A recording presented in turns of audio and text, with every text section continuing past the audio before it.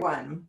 So that is one way to see who's on here tonight, and you may also chat privately by selecting someone from the chat box and select their name and catch up with maybe people you've traveled with or people in your own chapter that you've missed. All right. So tonight, Wendy Fradlin, who is our Director of Communications and Membership, is going to monitor questions, share links. So please watch in your chat box for those things. And I'm so excited tonight to recognize the Atlanta 1 Georgia chapter, who is at this very moment celebrating their 12th anniversary. The founder of that chapter is Melanie Moore, and she will be on the meeting tonight. I think she was there. I'm right here. Yes, Hello. you were there with a small person, right? So welcome, and we're waving to everyone in the Atlanta chapter. We can see you all. Congratulations. And tonight we will have the dinner affirmation read by Kira and Melanie. And I want to let you know that this chapter has raised nearly $70,000 since their inception, which is just incredible. So Kira and Melanie, would you like to lead us in the affirmation? Yes, we would. Can you hear me okay before I start? Yes. Okay. As we share food, we share something of ourselves and we honor each other. We recognize the powerful associations of women to food, life, and nurture in all cultures. We honor the importance of those. We also recognize the burdens they can bring. Kira? We remember the women about whom we've learned, the ones they strive to nurture, and the organizations that are trying to nurture them. By eating together as women, we remember and honor those women who also have favorite foods and family recipes. And we express the hope that through our efforts, they may find more sustenance for their lives. May we all be able to feast together someday. Thank you so much, Kira and Melanie, and congratulations to all of you. I had the good fortune of seeing one of your longtime members who serves on our board, Sarah Dury, and I was able to congratulate her as well. We're just so grateful for all of you, and so many of you have played bigger roles in Dining for Women over the years. Just thankful for your whole group and glad to see you socially distancing while you're getting together in person. It's great to see that. Thank you. So tonight we have Jennifer Hill of Refugee Protection International. She is the founder and executive director. And she has supported and managed international humanitarian programs for refugees since 2001.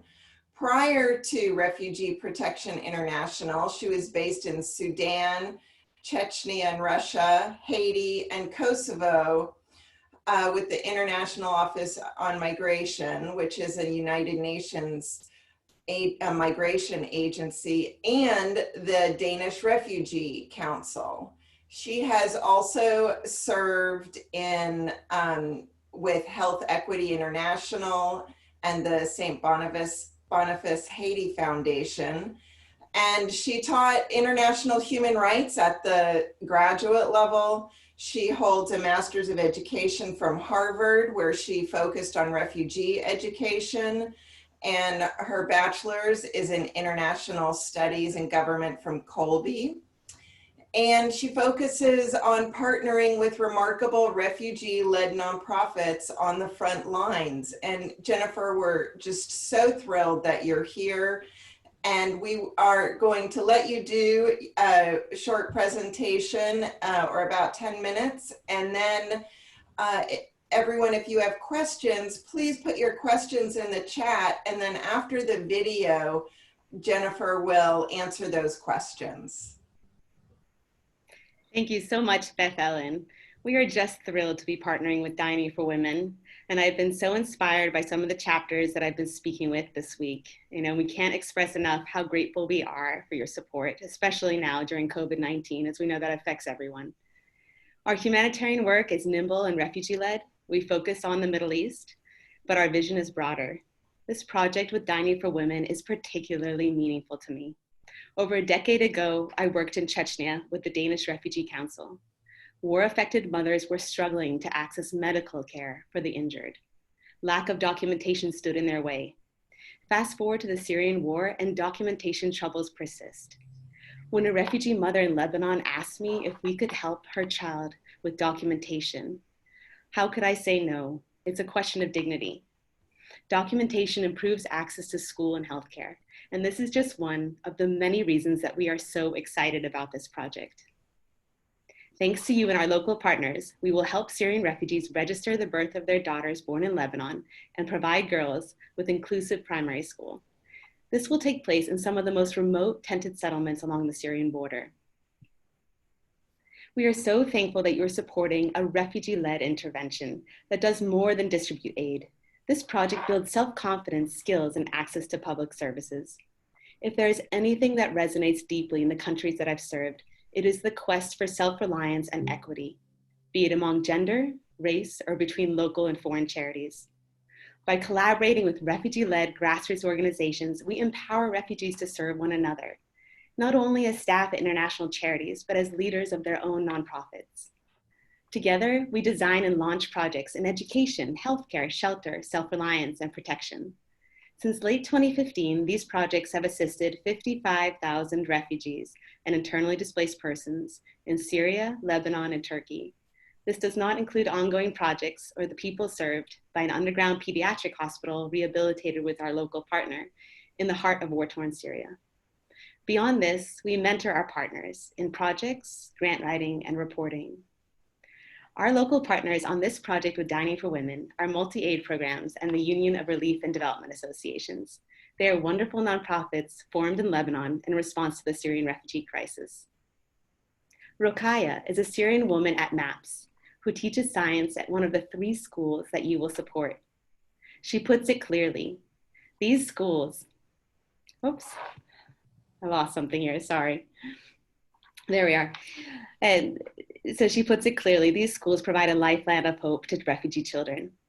Every parent I've met, they always say that their greatest fear is that their children will be forgotten in the sea of informal refugee camps and that the world will move on.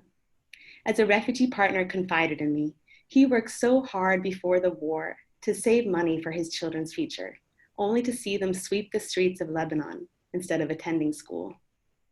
Today, our hearts break not just for the refugees, but for all of Lebanon, as Beirut grapples with the devastating explosion of August 4th. We have been working around the clock with one of our partners on this project with Dining for Women, named Erda. Erda is delivering mobile wound care to the survivors of the August 4th blast with our support. Many of the wounded could not access the damaged and overcrowded hospitals. The WHO estimates that half of Beirut's health clinics no longer function. But this is not the only challenge facing Lebanon right now. COVID-19 cases have been on the rise. As soon as news broke of COVID-19 in Lebanon back in early March, we immediately contacted our partners on the ground to see what we could do. We rolled out a project across 9 informal tented settlements with multi-aid programs, including the settlements where you will be supporting education and birth registration. And we equipped 4,200 Syrian refugees with hygiene kits, information sessions on COVID-19, community-based screening of fever and medical exams when needed. We also assisted MAP's 2 health centers to give 64 frontline staff masks and other local protective equipment. This is just something that we are so, so grateful to be able to expand on with your support. And I look forward to answering questions on this later on this evening. Thank you, thank you, thank you for bringing hope to these refugee girls in a time of incredible, incredible need. Thank you.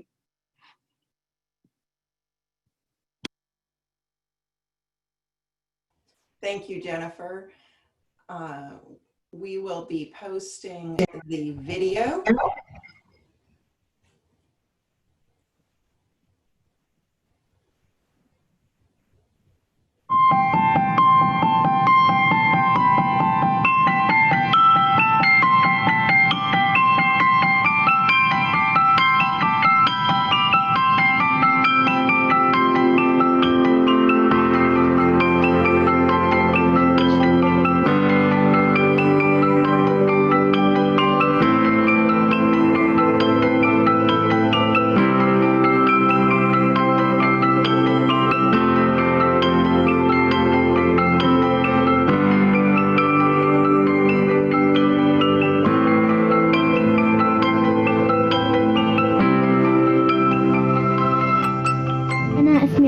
زهوري، عمري 7 سنين.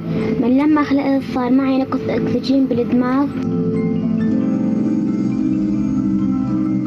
وهذا الشيء وصلني لإعاقة بالإجري التنتين.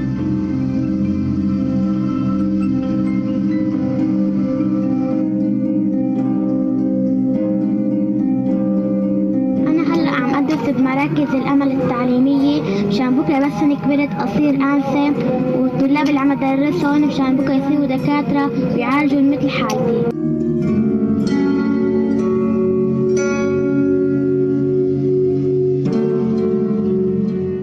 أنا اسمي شفاء، عمري 7 سنين، بس لأكبر بحب صير دكتورة مشان ساعد كل الناس.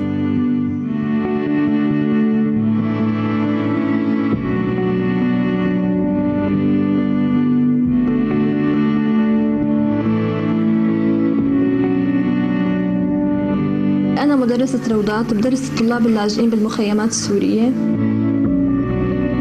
استهدفنا هاي الفئة لأنه هن دعامة سوريا وأساس سوريا، وقررنا نشتغل على هاي الأعمار 5 سنين و4 سنين لحتى يكون جيل قوي قادر يرجع يعمر سوريا بقوة ويزرع فيها الأمل.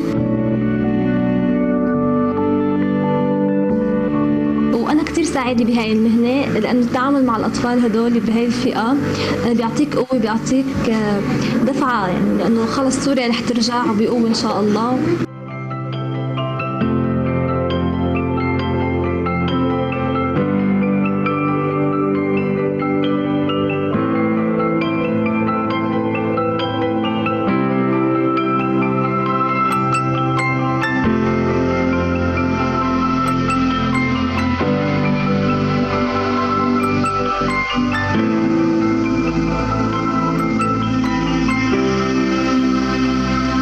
موضوعنا اليوم جينا السنة الماضية، ما بعرف إذا بتذكروا، التقينا مع الناس هون. كان الموضوع وقتها فقط استشارات بالموضوع، حكينا مواضيع إقامة، مواضيع العمل، مواضيع تسجيل الأطفال وتسجيل الزواج. اليوم راح يكون الموضوع، يعني هلا دخلنا بموضوع جديد، يعني وهي المنظمة هي RBI اسمها تسجيل الأطفال مبدئيا. يعني هلا أكيد راح يكون في توعية قانونية ومتابعات واستشارات، في رقم هاتف بيكون عندكم مشان نتابع كل المواضيع. أنهينا اليوم المرحلة الأخيرة من مشروع تسجيل الأطفال السوريين في لبنان.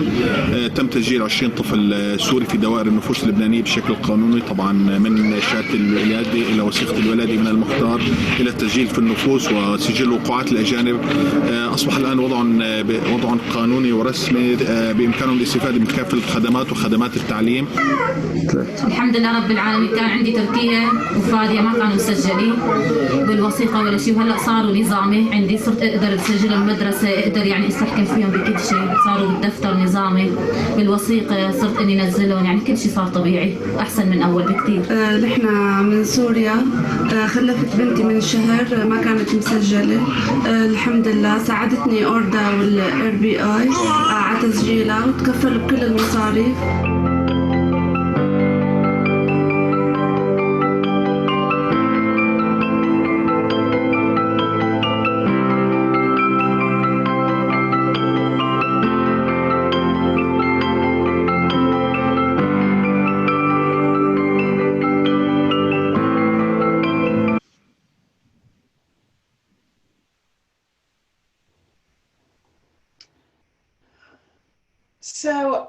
I don't see any questions here, but Jennifer, while people are thinking, and I hope they will write some questions in there, I wanted to let you know, Jennifer, that many of the grant selection committee members are on this Zoom tonight. And so Kathy Caldwell, one who wrote a comment there, I think was part of selecting.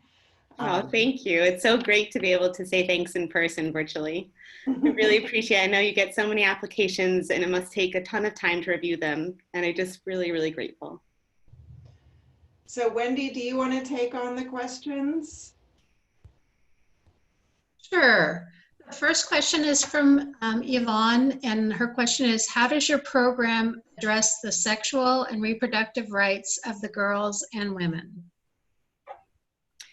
Yes, that's a great question, and it's something not directly addressed by this project, but we are exploring it closely with MAPS, one of the two partners on this project. And in fact, MAPS does provide access to family counseling and also birth control through IUDs and other means at their two health centers that are located in Becca Valley, and they provide some of the only sub-affordable care to this population. And we're looking to see what we can do to support them. Thank you. Mary DeCristo has a question. I hope I said that properly, Mary. Jennifer, thank you for your good work. Are there any men in the lives of these women? Do you ever feel the need to seek support of the male figures in the lives of the women, or are they non-existent back in Syria? Yes, so men are absolutely important to these families as well. We did target in this project some of the single refugee mothers because they earn the least and they do struggle the most with access to documentation. But we feel very strongly that all parents, both men and women, when they're existing together, should be brought into the project. And in fact, the ongoing education project with multi-aid programs, we've been supporting them now, collaborating with them for 4 years. One of our most recent suggestions was to bring parents into some of the group psychosocial support sessions that are done with children at these schools to help them address all of the difficulties that they've encountered both during the war and also in displacement. And we feel that's very important because that way the parents are better able to empathize with their children and engage in positive parenting. And this has been bearing some fruit. And of course, many of the staff members at MAPS are also men, but we are grateful to be able to support the women as refugee teachers in this particular project. Great. Now, I'm going to jump to this one just because you just mentioned it. What is MAPS? Yes, multi-aid programs, one of our two partners on this project. Okay, great, thanks. Now, is this 4-step registration process required for Lebanese children as well? And why is it so onerous? Yes, this is all great questions. For Syrian refugees, it's particularly onerous because of freedom of movement difficulties and difficulties accessing some of the prerequisite documentation, difficulties that the Lebanese would not be facing. And I should say that we are addressing Syrian children who are born in Lebanon, not the ones who were born in Syria and came across. That is through the documentation project itself. Now, without going into details that will be time consuming, let's just say that before 2018, it was very, very difficult if the refugees both parents did not have valid residency status. It was not possible for them to register the birth of their children inside Lebanon. And sorry, 1 minute here. And this is something that has changed thanks to Lebanese regulations being changed in 2018, but many people are not aware of this. And secondly, they may still have difficulties registering their marriage formally, in which case, if they haven't done that, they can't proceed. And more importantly, if they don't have valid residency status, then they can't leave Ersal, this part of northeastern Lebanon, which the project is supporting, to go and register their children in other parts of Lebanon if they were born at a hospital somewhere else. And then lastly, the cost is prohibitive. So it's $100 per child to get registered, and that's the equivalent of 2 months' salary for many of these single female-headed households. Wow. What are the effects that COVID-19 has had on the way the camps function, and how are the children in the camps handling it? Yes, thank you. So COVID-19 has made it a little bit more difficult for especially the parents to be able to access daily wage opportunities. And that's in early March, Lebanon issued a medical state of emergency. Everyone was required to stay at home and not go in and out of the camps. That was then lifted, but then in the week prior to the Beirut blast, cases were rising. So there was a new lockdown requested, and that was going on and off. So 2 days on, 2 days off. It was off at the time of the explosion. Now it's been suspended for a while because of the crisis. But the difficulties there are enormous in general, because already it's so hard for these people to earn a living. Syrian refugees are formally only allowed to work in 3 sectors: janitorial work, agriculture, and construction. And that's why work through local nonprofits is so important as well. And now with COVID-19, it makes it harder, of course, to be able to move around and access work. And then to be able to afford hygiene products such as soap is another challenge. And the tented settlements that this project is in, many of them simply have terrible water and sanitation conditions, and they're very overcrowded. So all of those factors together will augment the risk of transmission of COVID-19. But we were so glad to get at the forefront of this together with our partners. And really, we feel like it's borne fruit because we haven't seen too many cases. There's been about 3 cases reported among Syrian refugees in Arsal, the location of this project, and 2 in some of the other settlements in Bekaa Valley. And then there's been several cases that have come forth, the 2 health clinics that our partner Multi-Aid Programs runs in Bekaa Valley. But those were really efficiently handled and referred to the Ministry of Health. Ministry of Health actually just sent some of their officials out to meet with Multi-Aid Programs and to congratulate them on handling it so professionally. Great.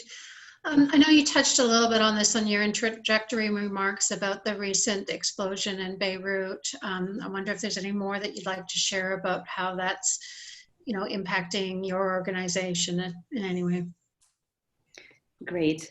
I think this caught everybody by surprise, and it was people that I've been speaking with on and off, every day. Everybody feels that this could have been prevented had the material, the ammonium nitrate, been stored safely or removed or sold on. And it's such a tragedy that this had to occur. Now, thankfully, our partners on this project are all safe, and the communities they serve are safe. But the people inside Beirut are suffering. 300,000 were displaced by the blast on August 4th, 6,000 wounded, and then around 160 were deceased, a third of which were Syrians, many of which were workers at the port. And there have been stories of one Syrian man in particular who had checked out for the day. He was done.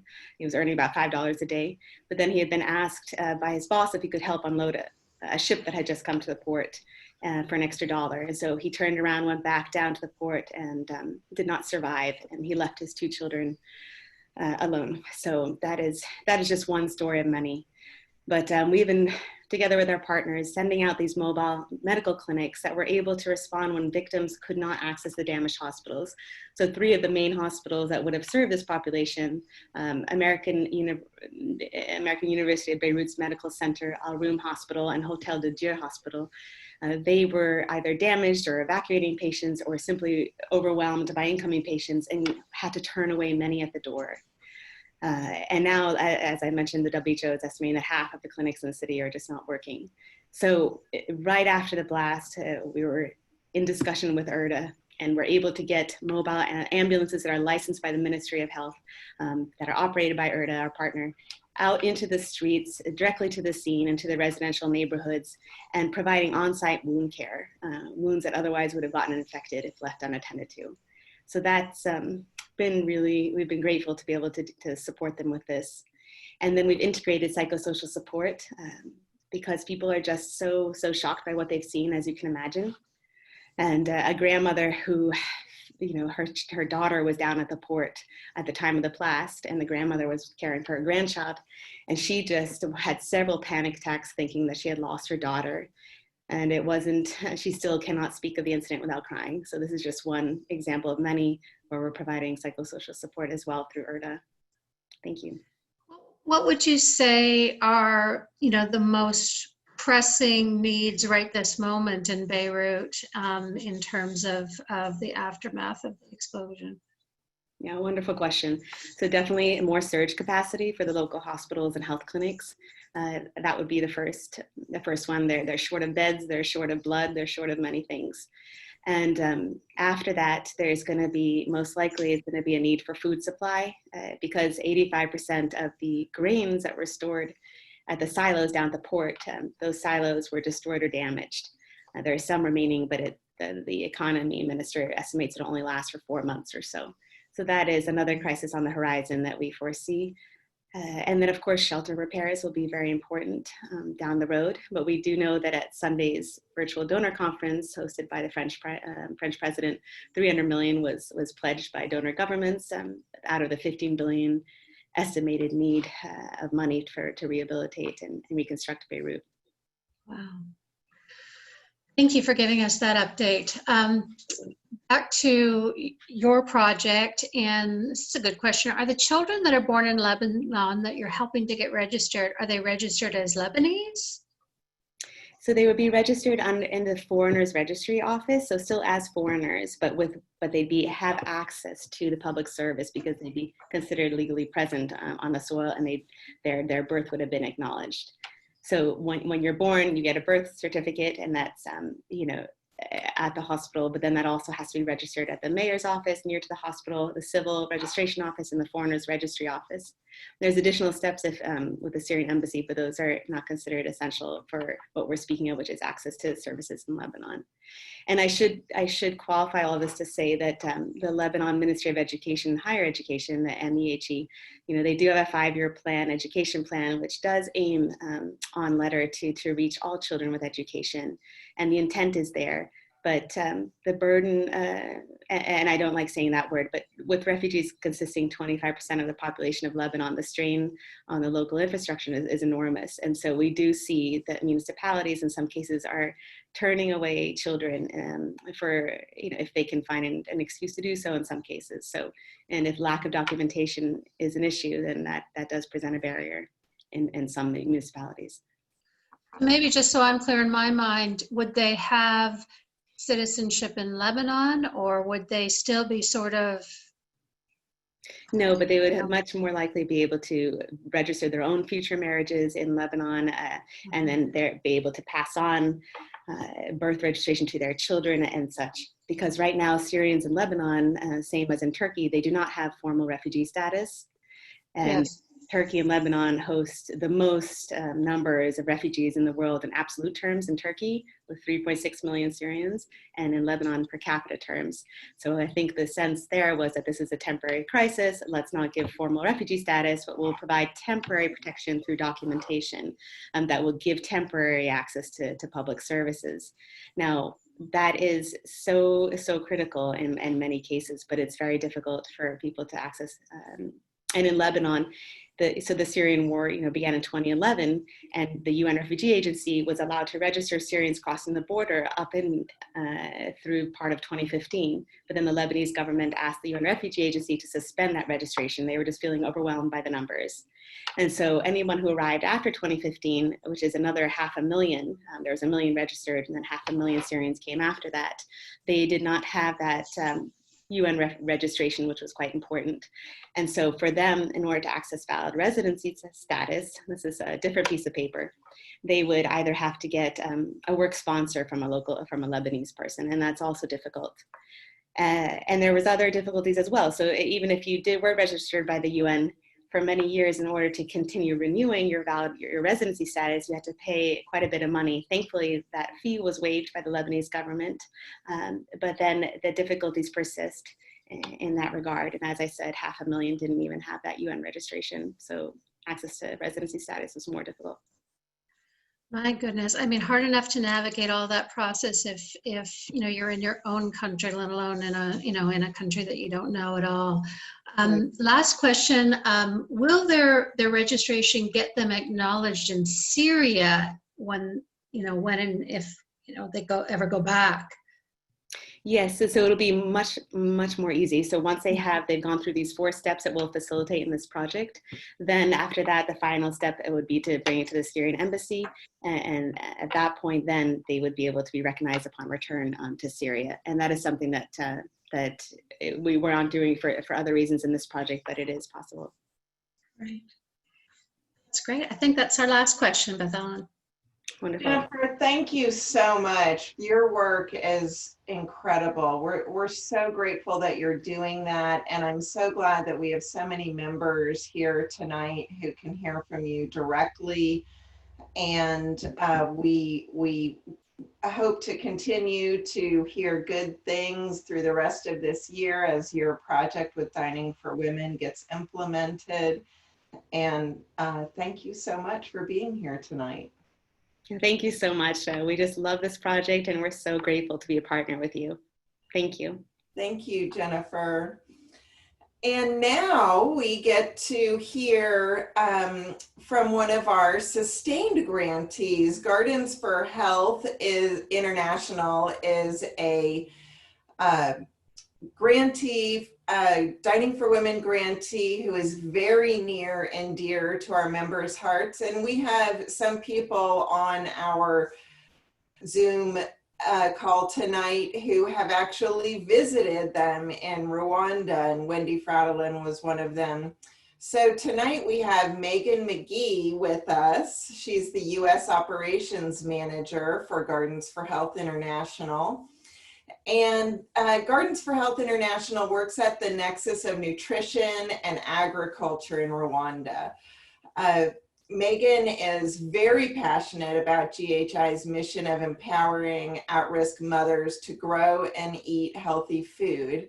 Before coming to GHI, she was awarded a Princeton in Africa Fellowship, with which she lived in Tanzania for 3 years, working for girls' education nonprofits. She has a bachelor's from Harvard in social studies with a focus on gender and education in sub-Saharan Africa. Meghan, welcome. We're so happy you're here from Gardens for Health International, and we are excited to hear about your sustained project that you're doing with us. Thank you so much, Beth Ellen. I'm so grateful to have this opportunity to share with you all. And we at Gardens for Health are so thankful for Dining Women's support over the past 6 years. I especially loved hearing your dinner affirmation at the beginning of this meeting, talking about the amazing power of food in bringing women together, a theme that is so central also to Gardens for Health work as well. So I'm going to share my screen. It says that the host has disabled screen sharing. I'm going to ask. Oh, now I'm on. Okay, great. I've given you, yes. Great. Awesome, thank you.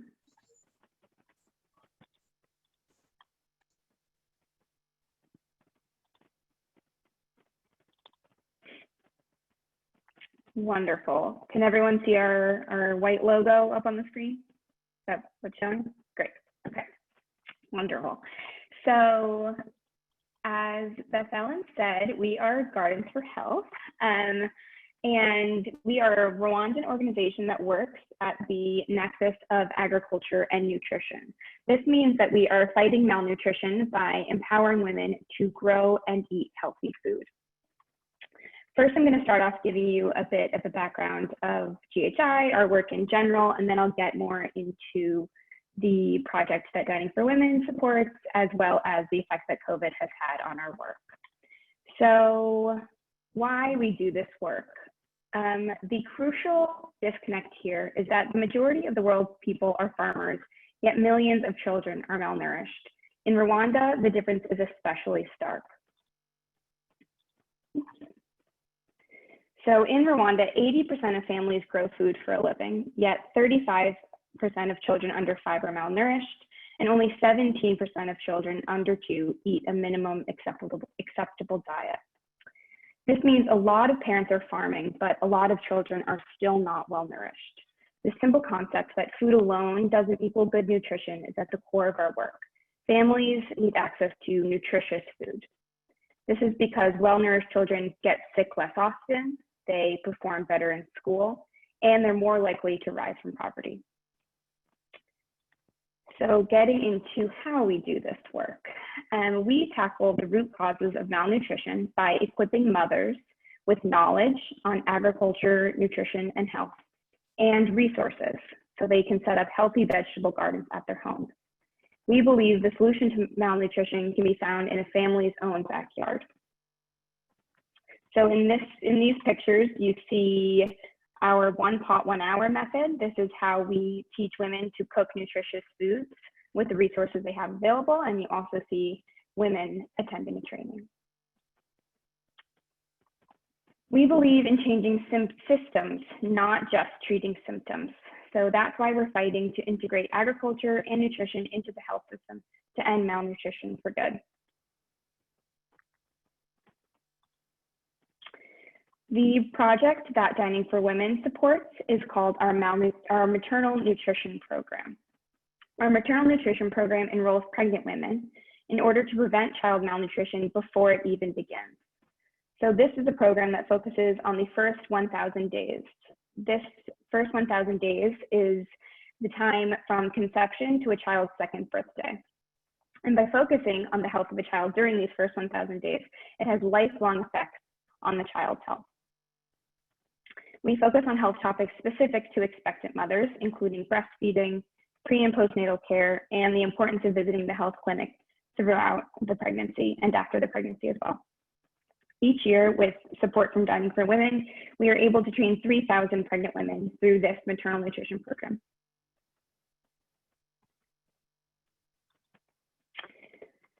So a bit about how COVID-19 has affected our program. Like the US, COVID-19 reached Rwanda in mid-March, and this resulted in a countrywide lockdown. The lockdown since March has gradually been adapted, and restrictions have been loosened. So that's what the country is looking like right now, but also in the US, like in the US, the COVID crisis has become a hunger crisis in Rwanda. It's increased the number of food insecure families at risk for malnutrition, and the most vulnerable families have been hit the hardest. Since the lockdown, we've suspended our normal activities and our normal programs in order to focus on responding to COVID. And our response has included a number of activities that I'll tell you about. One of the activities that we have focused on is distributing nutritious food to families most in need. So we have a farm in Rwanda that Beth Ellen was saying some of you have visited, which is so great. And at this farm, we grow a lot of the nutritious foods that we train women in growing. So during COVID, we've been able to actually distribute this nutritious food to families nearby the farm who need it most. We're also distributing staples such as soap, cooking ingredients, things like that, so families can stay fed and healthy. We're also doing a lot to support local health centers. So during our normal programs, we also work in tandem with health clinics, and we've really continued this partnership in order to meet vulnerable women at the point of care. This has enabled us to build the capacity of the health system, a health system that is already taxed with COVID, having to deal with COVID prevention and just routine medical care. And it also has allowed us to provide support where it is needed most. So one of the things we've been doing to support health clinics is providing resources such as face masks and hand washing stations so that staff and everyone who comes through the health clinic can remain healthy. Also, through supporting the health center, we've supported them with several nutrition related activities. This has included screening children for malnutrition, and it has also included providing trainings. So we've been able to provide mothers who come through the health clinic for their checkup, whether it's their own checkup as a pregnant woman or the checkup of their children. We've been able to provide them trainings on nutrition and on COVID prevention. Lastly, to set up a bit about our video, you will meet one of our program graduates from our maternal nutrition program, the program that Dining for Women supports, and her name is Fortune. We met up with Fortune 2 months after she gave birth to her 5th child, a healthy baby girl featured in this photo. And she, in the video, will talk about what she learned from GHI's program, a program made possible by Dining for Women support.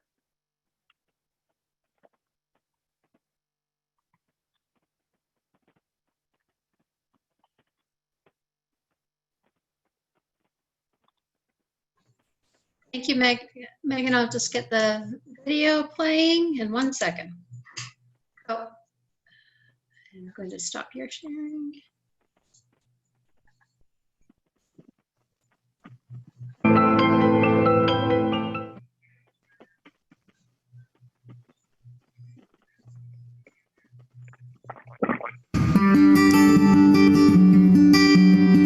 ko hari amasomo menshi baduhaye ntarinzi je ugizwe n'abana 5 nanjye n'umutwaro ubwo turi 7 umuto ameza 2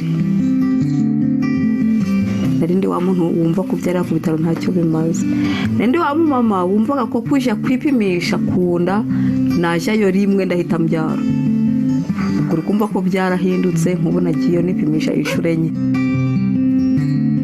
kuba ntazi icyo nakoresha ubundi hari imbogamizi nageraga kuba ntazi ngo nteguye ibi byagira icyo bimarira zari imbogamizi nkumva ko ari ibyo ari amabarane ntabwo narinzi ko agomba gutegurwa rero byaramfashe kuko wenda inshuro nyinshi mba nateguye ngerageza gukoresha uko bishoboka byose ari amabarane akabonekamo. Guidance for Health use integrated nutrition and agriculture approach to break the cycle of malnutrition. We work with vulnerable families in rural areas of Rwanda, and they face a lot of challenges concerning food access and knowledge about how they prepare a balanced diet for their families. Good nutrition empowers Rwandan women because when the families have good nutrition, the poverty cycle that is created by chronic malnutrition, it breaks, and the women have enough time to take care of their families and do their economic generating activities. To empower women to speak out their issues. A specific example is our listening and communication and our gender-based violence trainings. These are areas where we want women to speak, and we empower them to speak their problems and to seek help.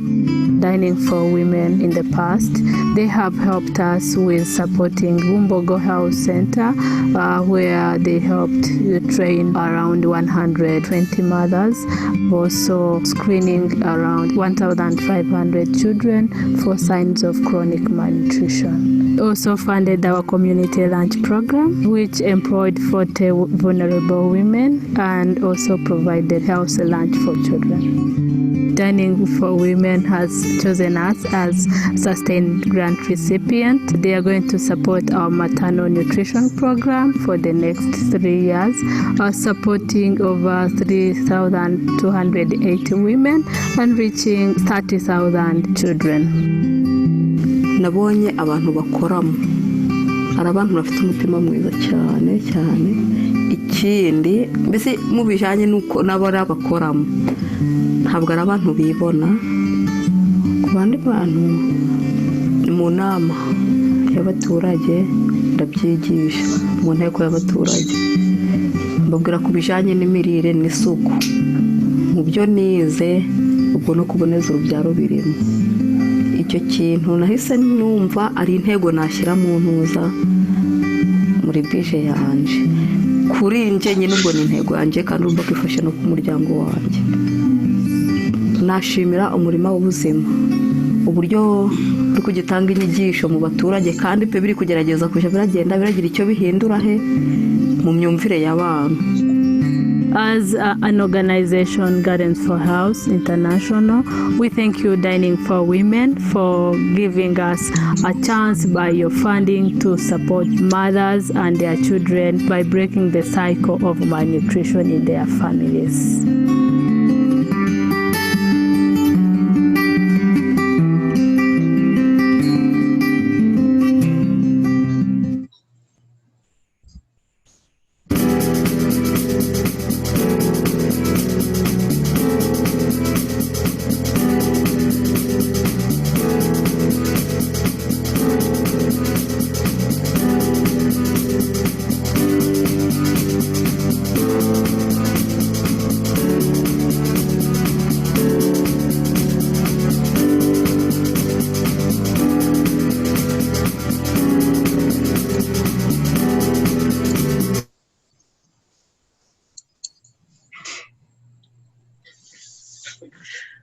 we've already got some questions in the chat here, so I'll just get started.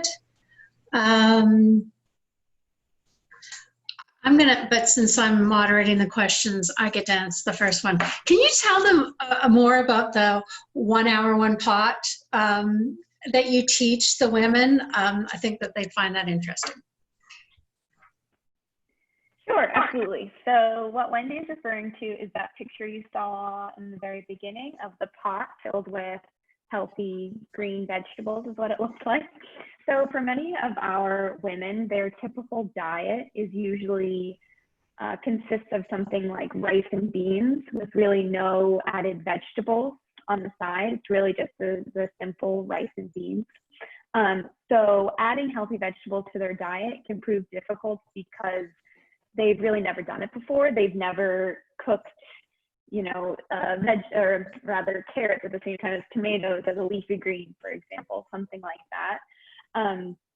So our 1 pot 1 hour method is something that we teach to all of the women in all of our programs. And it's a way of connecting these ideas of, okay, this is what's healthy and this is what a healthy vegetable is, with this is how you actually cook it. And this is how you cook it for your family with the resources that you have and in a manageable time. Because oftentimes, I don't know if you've ever cooked beans from scratch, like dry beans, but it can take hours and hours. So how do you do that quickly for your family and in a healthy way? So our 1 pot 1 hour method is the way that we teach them to do this. And we actually have this really fun cooking competition where at the training that is the 1 pot 1 hour method, we split the women into groups and we have them kind of compete to see who can make the tastiest, fastest 1 pot 1 hour cooking method. And with a lot of our guests that come to the farm as well, we have them participate as well. So we involve them in the 1 pot 1 hour method. So I'm not sure if any Dining for Women folks has been in on that, but I've also been in on it as well. And it's a lot of fun. And the women are always really, really excited. And I think it really just makes all of this information digestible, pun intended, but digestible for a wife or a woman who's actually cooking this at home for her family.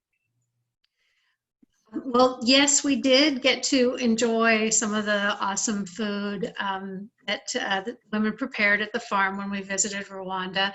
And one of our travelers, Vicky Midas, is on the meeting tonight, and I've just put her on the spot. Well, I chatted with her privately and asked her if she might like to share a few words. I know it's kind of impromptu, Vicky, but we'd love to, if there's anything you'd like to share about that visit to Gardens for Health or even Rwanda in general. Absolutely. I think one of my favorite days was going to Garden for Health because we spent a significant amount of time there. We arrived, we went out into the gardens where you have a covered area, and there were a few people who spoke to us about the program, and then we broke into groups and we had tours of the different areas, and it was fascinating. We did get to watch the 1 pot being cooked. We were educated on it. It was a great education for us as to what went in it and why everything went in it. And we sat and we ate with everybody. Then we sat and had a women's group that they had, and that was extremely meaningful. In our group, there were women who spoke that the women in Gardens for Health spoke that had similar experiences, and it really bonded the group because, women are women and women have the similar concerns in some respects. And it was fabulous. We also got to play with the children. I think they had just started a little area that was going to become a school, or it was a school. It was a little building on the property, and we had brought things for that school, so that was very fun to watch the kids. And we weren't there when they opened everything, but we were able to get pictures watching them open it later, and the whole experience was a fabulous day. But yeah, the cooking and the community support and the community participation was very impressive. Thanks, Vicky. Sorry to put you on the spot, but you did great. And someone's asking, are there one pot, one meal recipes on the Dining for Women website? I don't think there are, but maybe we can get some of the informational materials, Megan, that you guys have and share them with our members. Has several questions about, family planning and sexual and reproductive health and whether that is part of your work or what happens at the health clinics that you work with. Great question. So family planning is one of the topics that we teach in the health portion of our lessons. And it's often one of the women's favorite topic, actually, because a lot of the women have never been educated about family planning at all. So this idea that they can engage in family planning, and then we also teach them about communication and conflict resolution. So oftentimes women also really cite that as one of their favorite topics as well, in terms of how to communicate with your husband about potentially difficult topics such as family planning. But a lot of the times in the post surveys that we do with the women after they've completed our program, family planning is one of the most important lessons that they've learned. And the rates of women who are already engaging in family planning, no matter the method, at the end of our program, the rates of women who actually are engaging in family planning skyrockets based on the rate of women doing it at the beginning of the program. So great question. Another question is about, are the women already growing vegetables? And when they come to you, and how easy is it for them to grow? So the women are already farming when they enroll in our program. As I said, 80% of the Rwandan population are engaging in agriculture. So it's not as if we're teaching these women how to farm. Instead, we are teaching them different methods of sustainable agriculture and farming practices. Before we come to them, many of them are only growing the staple crops, such as corn and beans, or there's this one leafy green amaranth that's very popular. So a lot of times they'll only be growing those things. They won't be growing more nutritiously dense food. So a lot of the nutrition curriculum that we teach them focuses on this idea that of just nutritiously dense. So something being the biggest food, for example, think of a head of cabbage, isn't actually going to provide your family with as many nutrients as carrots or tomatoes, things like that. So we also go through with them this hands-on training on how to shop for vegetables at the market, kind of the simulation of, okay, you're at the market, what would be the healthiest thing to buy for your family? And then we are also providing them seeds as well. So seeds, access to seeds can be a problem because many of these women don't have the financial means to buy seeds. So we give them seeds twice during the program, and then we also teach them something called seed saving. So this idea that once you have access to a seed and then you start growing it, you can actually save seeds from the crop in order to continue growing it after this first harvest and into the future.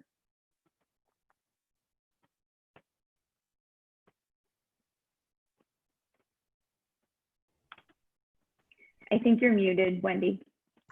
Thank you, Megan.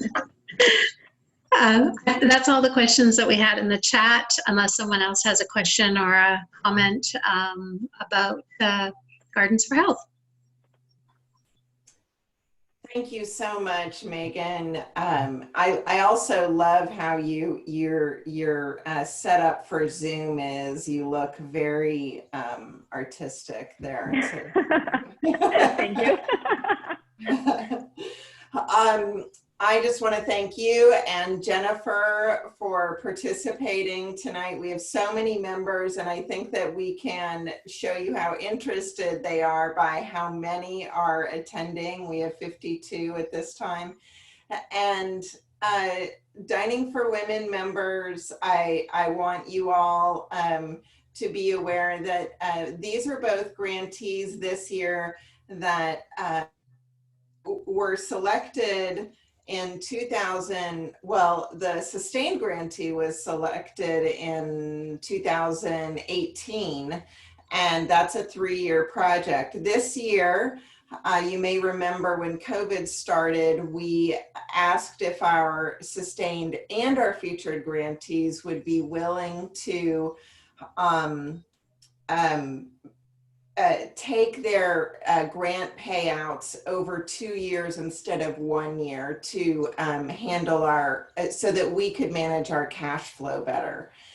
And I just want to thank Jennifer and Megan for working with us on that, because we really want to ensure that we can fully fund your projects. And I sincerely hope that by the end of this year, we will have raised enough money.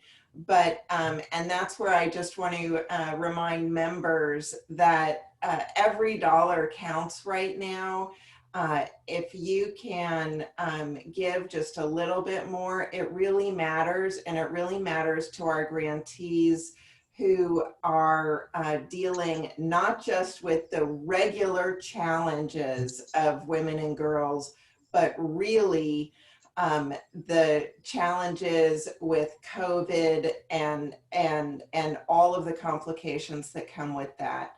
So thank you. There's so many of our members who have really, actually they're giving more. Some members are giving more.